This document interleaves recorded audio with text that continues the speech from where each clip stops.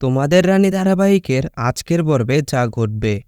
পিঙ্কি বৌদি বারবার রানীর দিকে তাকিয়ে থাকে আর হৃদমকে বলে, আমাকে তো একবার বলতে পারতে, আমি বাচ্চাকে সামলাতাম।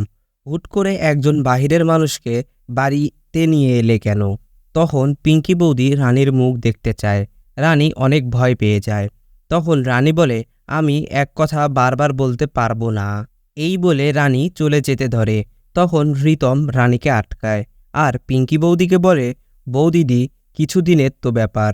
এরপর পিঙ্কি বৌদি রাজি হয়ে যায় আর রানীকে বলে, যতটুকু কাজ দেওয়া হয়েছে ঠিক ততটুকুই করবে।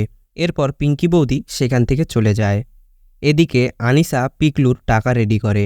তখন অলোক সেন বলে, ম্যাডাম, পিকলুর ফোন সকাল থেকে এখনও এক জায়গায় দেখাচ্ছে। তখন অলোক সেন বলে, আমি কি যাব ওখানে? তখন আনিসা বলে, একটা ছোট্ট ভুল পুরো ব্যাপারটাকে গন্ডগোল করে দিতে পারে।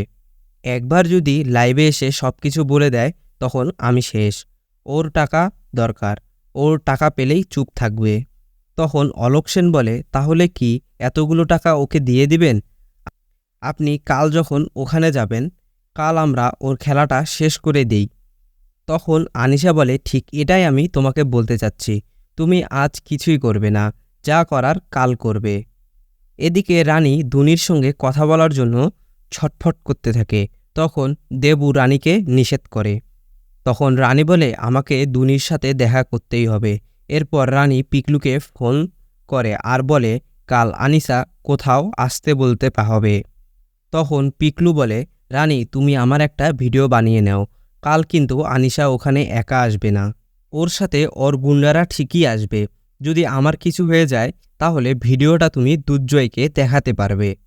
তখন রানী পিকলুকে বলে, তুমি ভয় পেও না, আনিসা তোমার কিছুই করতে পারবে না, আমি তোমার আশেপাশেই থাকব। এদিকে দুর্জয় দুনিকে খাইয়ে দিতে ধরে, কিন্তু দুনি খেতে চায় না। তখন সেখানে রানী আসে আর দুনিকে খাইয়ে দেয়। এরপর পিকলু আনিশাকে ফোন করে আর টাকা নিয়ে বড় বাড়িতে আসতে বলে। আবারও মনে করিয়ে দিচ্ছি, টাকাটা নিয়ে আপনি একা আসবেন, না হলে আমি লাইভে গিয়ে সব কিছু সত্যি বলে দেব।